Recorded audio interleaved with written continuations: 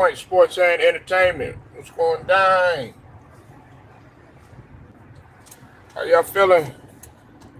Top of the morning to everybody. Hope everybody feeling good.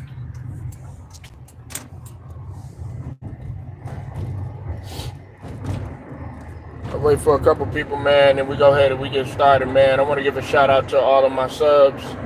Day ones, 10 toes down. All of my new subs.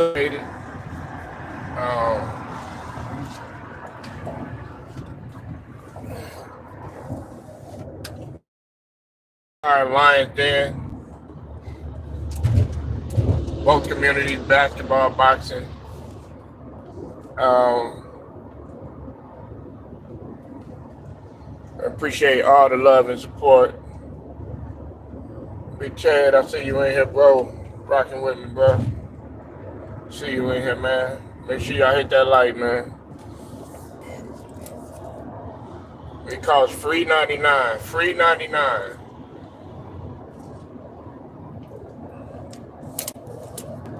Nothing $1.50. Yeah, that's how much the like button costs. Yeah, man, we gotta talk about them ratings, man. Them ratings are down, bro. The ratings are down, and you know what? I'm really not surprised, really, honestly. I'm not surprised. I'm not surprised, man, because you heard a lot of people complaining about the finals anyway, and a lot of people don't. I'm gonna be real, man. Like in the finals, people don't like blowouts. A lot of people don't like blowouts. Yeah, it might be good for the home team and stuff like that, but even them, even when it comes to them, they even want some sort of a game. Some people want to be entertained in some form or fashion. You know what I'm saying? Are you not entertained? Yeah, I'm not shocked either, man. Well, you knew people were gonna like really not tune in because people had already had a bias against Boston. Some people thought that they had like a weak road to the finals. You know what I'm saying? They had like a weak road to the finals, so it was kind of like, well, what are we watching this team for? And then when they think of Dallas, it's like it was a lot of people that had Dallas losing, but then there was a lot of people that had Dallas winning. And I think after that first game, they had kind of lost faith in Dallas. You know what I'm saying? At first, people tried to give them a little leeway because they were, their turnaround time was so quick having to play in comparison to Boston. But then it was like, nah, we expect Luka, and we expect Kyrie to show up. They don't care if they chanting Kyrie sucks. None of that. They want to see balling. You said Doncic and Irving were burnt out. Man, that ain't no excuse. Hey, listen, man. And listen, I like them both, Ted, but I got to be real, man. Wilt Chamberlain was burnt out, right? The great, hey, God rest his soul, Willie Mays, now that we talking about it. You don't think those guys were burnt out? You don't think you don't think the Boston Celtics you don't think them guys were burnt out? You don't think their feet was hurting? Man, them guys was playing in Converse on a parquet floor. You don't think Dr. J's feet was hurting after playing on the blacktop, on the concrete out in New York, and then having to get ready for the summer with no breaks? You don't think Michael Jordan was and Dennis Rodman having to carry the load for Scottie Pippen? You don't think that they were fatigued throughout the season? I'm not giving none of them no excuse. Oh, man, you're tired, man. Get your ass in shape. Yeah, Jerry West, you know what I'm saying? Playing both ends of the floor. You don't think Kobe was tired? You could tell Kobe was tired. But I never. One thing I never did with Kobe, I criticized his ball hogging one time. Maybe like one or two times, and then after that, after I really understood why Kobe could get away with ball hogging sometimes, it was because this guy was doing so much on the defensive end that really didn't get appreciated by a lot of people. So when he got his hands on his knees, pause, or when Jordan got his hands on his knees, pause, or you know what I'm saying? Like, you got to look at it from that standpoint, man. These guys is tired because they're exerting so much energy. They exert so much energy. If Luka, see, when he does exert a lot of energy, you see that, he still be getting gassed, still be committing a lot of turnovers, still be making ill-advised decisions. I'm not, Ted, man, I know, listen, everybody at the end of the game, after the end of an 82 plus game season in the finals, everybody's burnt out.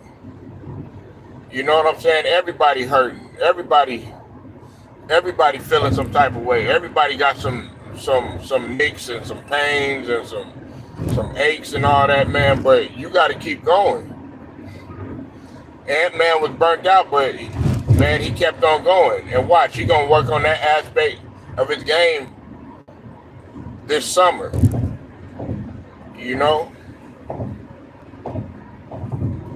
So I'm not gonna give them that much leeway. I understood that they had to turn around and they had to play and stuff like that. You know what I'm saying? But that's the test of your mind.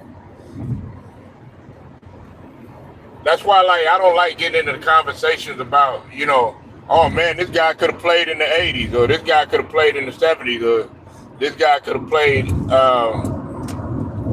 the 90s, which I don't really like. I keep telling people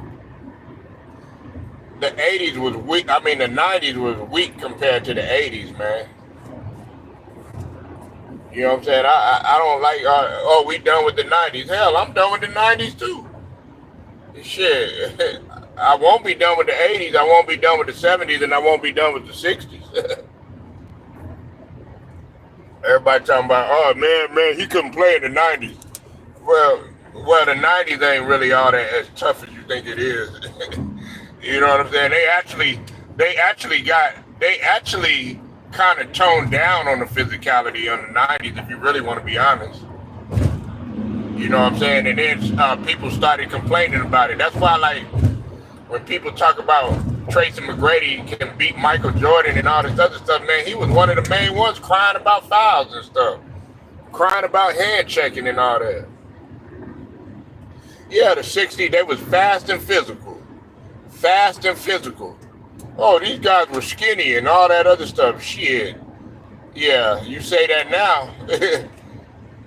Yeah, but with all the hand checking, and see, a lot of people don't realize that you can hand check with two.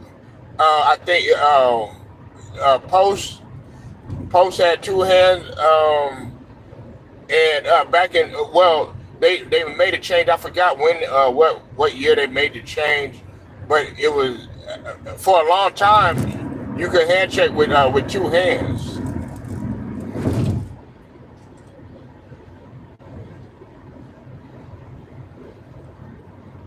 And they even had they talk about all this hacker shack stuff like that.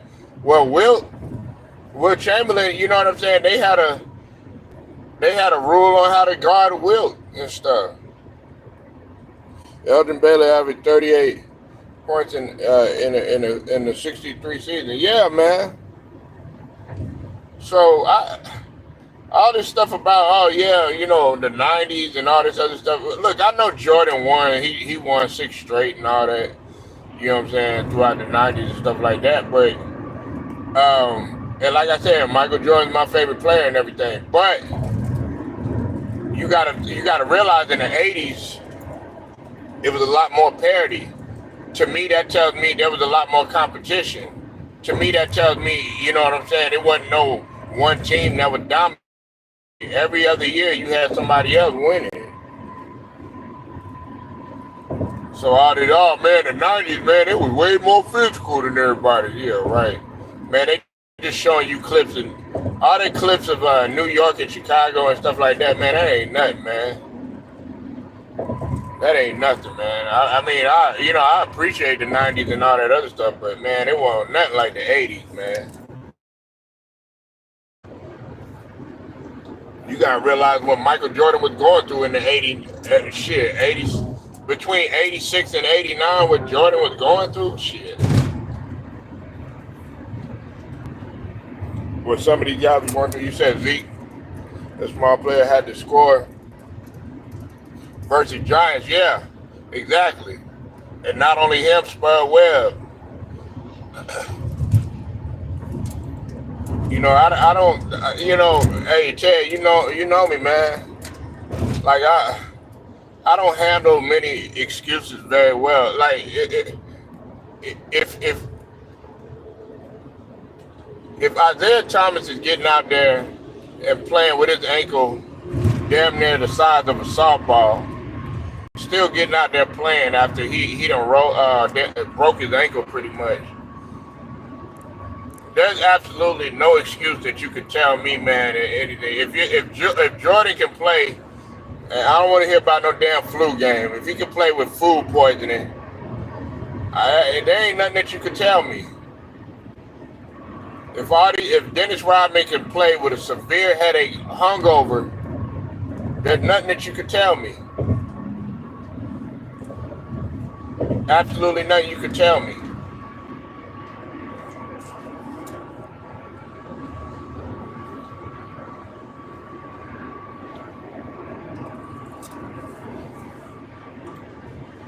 I don't feel sorry for Luka. You got to go back to the drawing board, man. You made it to the finals, but see, and Stephen A. Smith, he want to sit up there, man, I appreciate Kyrie and all this other stuff. Okay, how come you not talking about Luka? Luka didn't play all that great. Y'all, man, his stats are so misleading.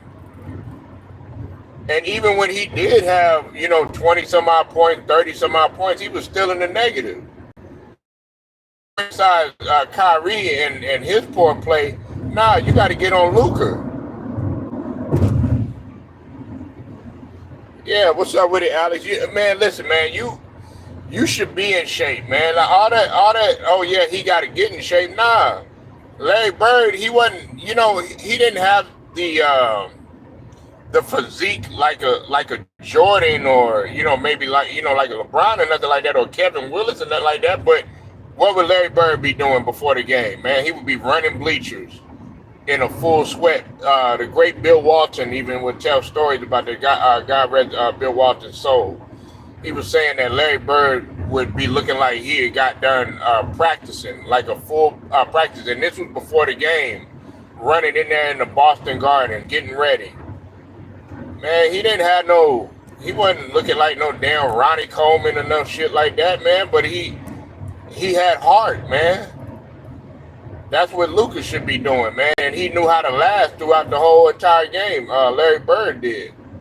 And what would he do at the end of the game? He would ice that motherfucker.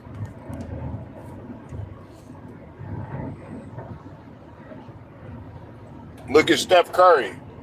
All this trash that everybody talk about Steph Curry. Steph Curry is in phenomenal shape.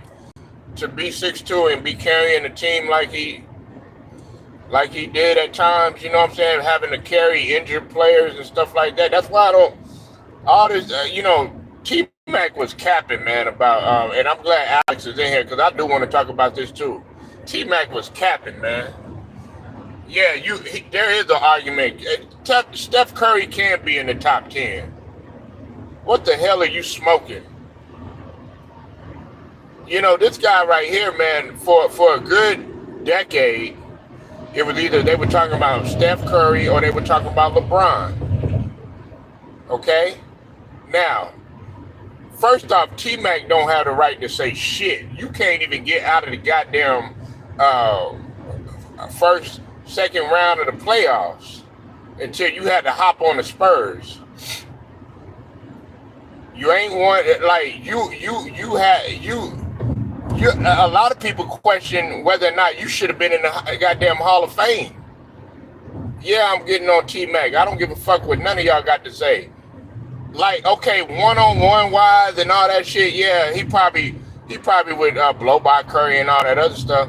But in terms of Curry's greatness, you got to give it to him. And then everybody talk about Curry. Oh, he cheated stuff. Well, if we gonna go there, LeBron cheated the goddamn game. All this, oh yeah, he cheated the game. He had Durant on his team. LeBron had Wade and Bosh. And on top of that, this is what you got to realize. He did it before and he did it after. I'm talking about Curry. After. Okay, if you want to bring up the goddamn finals MVPs and shit like that, okay. Oh well, he still got one. But if you're gonna talk about, oh yeah, well he doesn't he hasn't done anything that he's at the top at. Well, he's at the top of 3-point shooting of all time. So if we're gonna go there, LeBron is, he's at the top scoring all time. Oh, well, what about his rings? Well, hey, he got 4 rings, and on top of that, he got a winning record in the finals. Last time I checked, LeBron doesn't. So why aren't we talking about this guy being, top 10 all time? Oh, well, what about his defense? Man, you act like LeBron was the greatest defensive player in the world. Yeah, man, I've been here. Oh well, man, I'm talking about T-Mac. I forgot what he had said or something like that, but he was saying some shit about,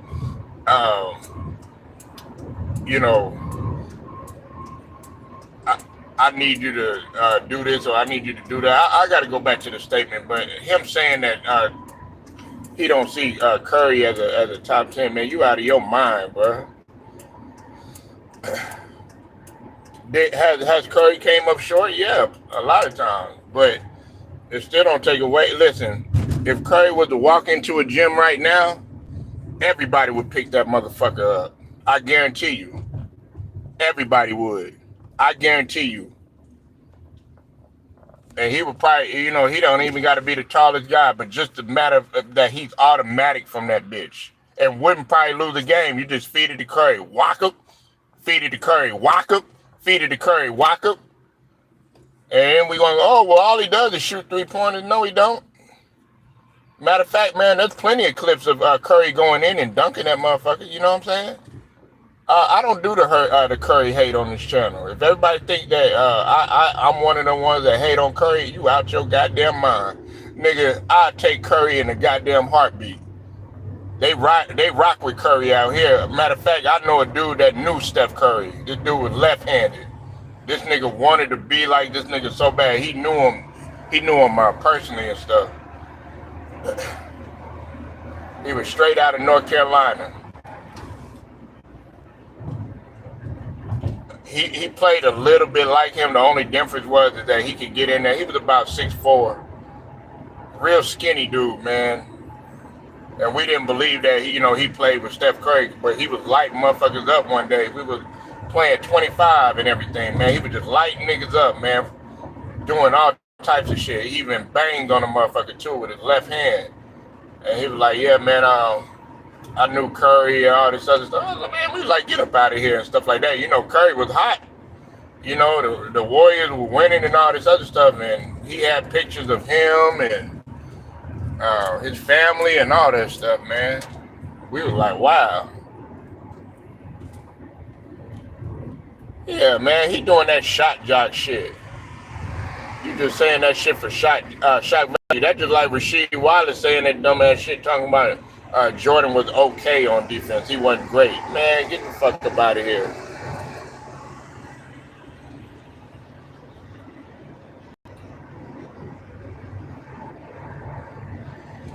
And I don't give a fuck if anybody try to bring that shit to the table, talking about Curry ain't he can't be considered like a top 10 player and all this other stuff.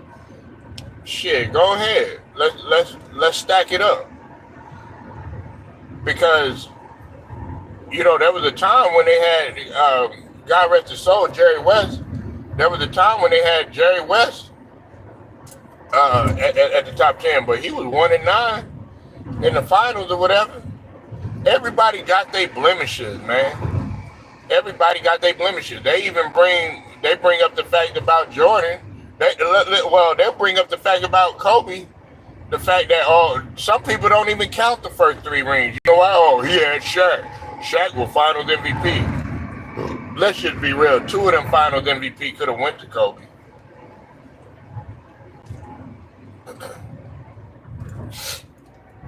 Yeah, man. I'd take Curry in a heartbeat. You know what I'm saying? Like, he got,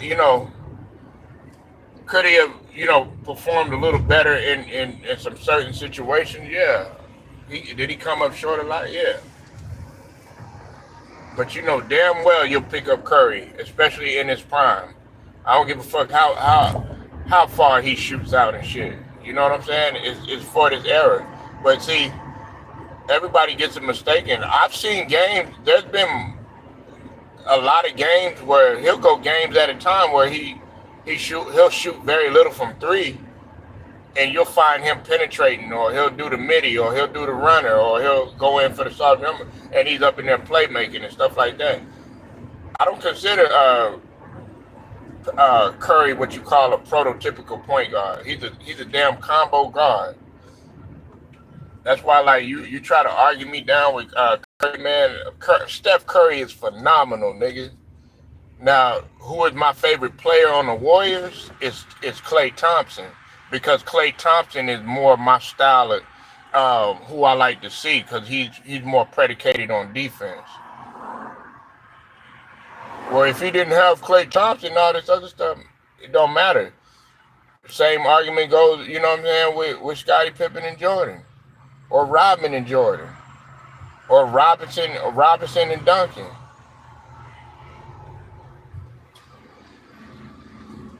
Or Joe Dumars and Isaiah Thomas. Or Jaylen Brown, now in this case, Jaylen Brown and Jason Tatum. You know what I'm saying?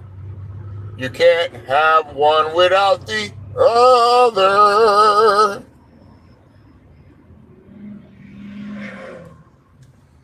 Love and marriage.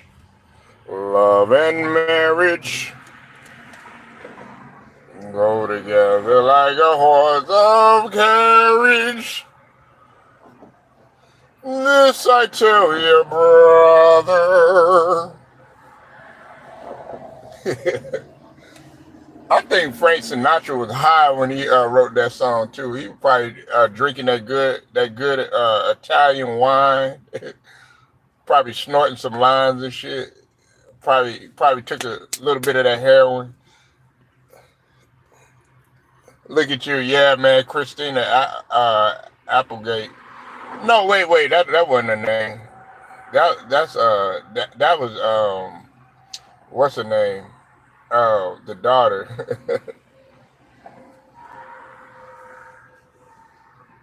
Yeah, Kelly. Nah, I remember Don't Tell Mom the Babysitter's Dead, man. I remember that movie, man. I used to like movies like that. Don't Tell Mom the Babysitter's Dead. I remember the Breakfast Club. I remember The Boy Who Could Fly. I was up in there watching Teen Wolf with Michael J. Fox, man. Back to the Future. I like movies like that, man. They don't make them like that. Even though now you can look, like when you look at Weird Science, and you can see the strings and stuff like that of them, doing the stunts and stuff like that. Or like when you watch Jaws, it like when you was a little kid, you really couldn't see the effects of what they were doing, like the props and stuff like that. But now looking back at it, when they were just coming up, you could pretty much see what they were holding. You could see them holding the, you could see them holding the shark, or got a fake ass shark or something. Yeah, Problem Child. What was that? Last Action Hero. I remember Last Action Hero. He made me stop eating popcorn for a while too, because that motherfucker, he had something on his fingers and stuff like that, man. I remember that when I was a little kid. So. But yeah, man. But now that we getting into movies, right? I want to talk about the greatness of Will Smith and Martin. A lot of people got to understand that both of these dudes, man, went through trials and tribulation.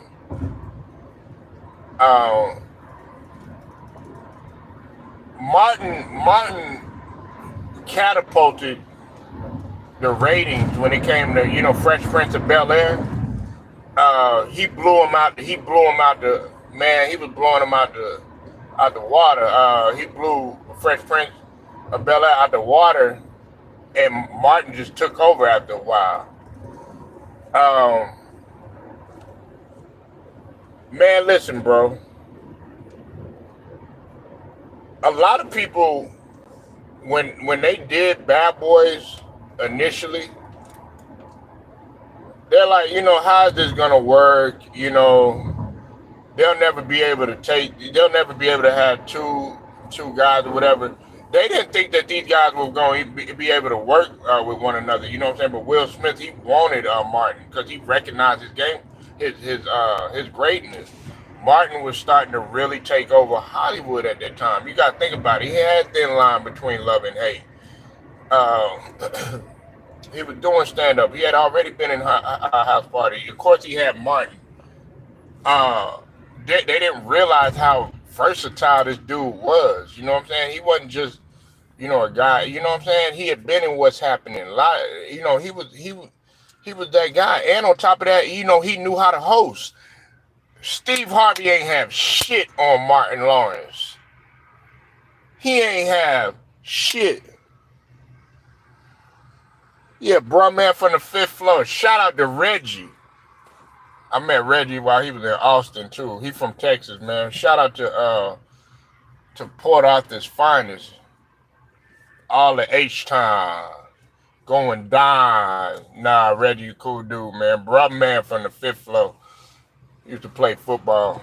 Shout out to Reggie though. Real cool dude. And he played in Class Act too. A lot of people don't realize he was in Class Act. He was in Class Act and Menace to Society. But anyways, Martin Lawrence, man, he was really starting to take over. You know what I'm saying? And like everybody talk about Steve Harvey being the host and all this other shit. Some other people being the host and stuff. Martin could have did a way better job for the Kings of Comedy. Matter of fact, I really felt like Martin Lawrence should have been one of them Kings of Comedy. That's just he should have either took Steve Harvey's place or he could have took D.L. Hughley. Leave Cedric the Entertainer there and leave Bernie Mac, the great Bernie Mac there. You could have replaced him either with Dave Chappelle. But he's a little bit too raw. I don't think they could have handled that motherfucker. Or you could have replaced him with Martin Lawrence. Martin Lawrence for Def Comedy Jam? That motherfucker was like, he's like the greatest host. That's how you know you have a natural God-given talent to entertain people, because he could not only host, he knew how to do this actually, and go out there and do his little acts or whatever. The nigga knew how to write. He knew how to produce. He knew how to do pretty much everything.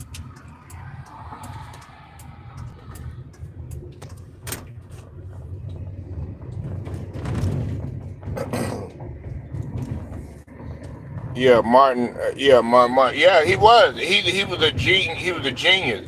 And who did he go after? I mean, who did he take after? He took after Eddie. Now, he went through his trials and tribulation. I've told you this story before. Just like Eddie Murphy had picked up Martin Lawrence after he was having his drug problem and going through his little trials and tribulation, because he wanted Martin to keep going and doing what he was doing. You know what I'm saying? And it was also Bernie Mac. Bernie Mac wanted Martin Lawrence to keep on going too. You know what I'm saying? Because you got to realize Bernie Mac was real cool with Martin Lawrence. Matter of fact, he was the host when Martin Lawrence was the host of Def Comedy Jam. You know what I'm saying? He had fought for Bernie Mac. You know what I'm saying? Because Bernie Mac came after a guy. They were booing Bernie Mac. And I think they were trying to calm the crowd down. They were angry. And that's when Bernie Mac said, I ain't afraid of you motherfuckers. You know what I'm saying? And the rest was history. But Bernie Mac was one of the guys, you know, Bernie Mac was in Life and stuff like that. When they did that movie, Martin was just starting to get his groove back in the Hollywood and stuff like that. If you notice, Martin had gained a lot of weight after that, you know, when he was in Life. And that was because he you know, he had slowed down or he had stopped doing the drugs and all that. And so it came full circle, right? It came full circle. Martin Lawrence was able to pick up Will, coupled with Michael Bay. You got to give credit to Michael Bay too. You know what I'm saying? Brilliant director. Don't get the credit that he deserves. But they were able to pick up Will Smith in the situation. He had Will Smith's back. He never turned his back on him. Eddie Murphy didn't turn it back on him, because Eddie Murphy was cool with both of them. He was cool with Eddie. He was cool with Will Smith, and he was cool with Chris Rock. You know what I'm saying? And they all took a picture together. I'm talking about Will Smith and Martin Lawrence. You know what I'm saying? Eddie Murphy was always there, and Martin Lawrence took a page out of Eddie Murphy's book. And you see how Will Smith defended Martin Lawrence, talking about, oh, well, there's something wrong with Martin Lawrence. He got a stroke and all this other stuff. Why there always got to be something wrong with somebody? You know what I'm saying? If you seen, didn't nobody say there was nothing wrong with that bitch on Total Recall that had 3 titties? I was like, damn. I was like, shit, she got 3 titties. I was like, yeah. I'm like, man, a 3-titty alien?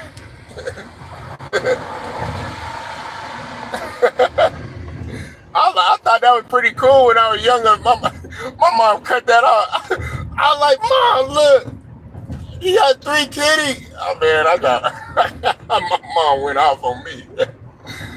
When I saw Total Recall, I always wanted, man, she had to hide Total Recall from me and stuff, because that's the only part I wanted to see.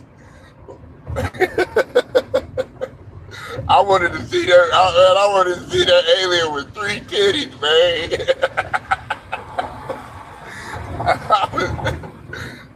I was trying to see it, man. I was like, damn. I was fascinated by that shit.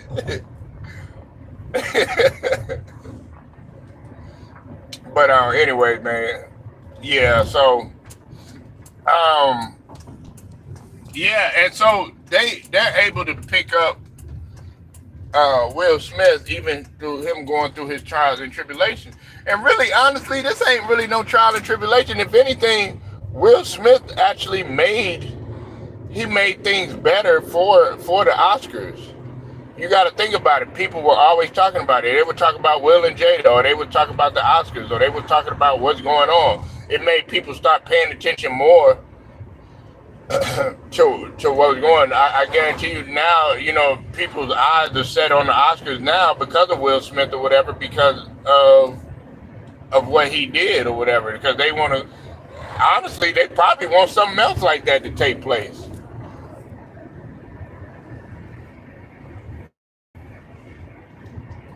They wouldn't mind somebody else man, they probably, I want to see two females get out there and fight. You know what I'm saying? I could see Tiffany Haddish getting up there acting crazy and doing something stupid.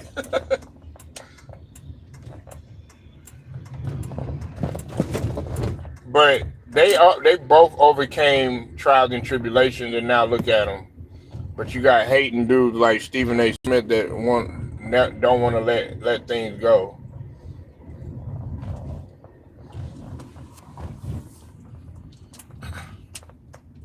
But they overcame, and they were able to display greatness.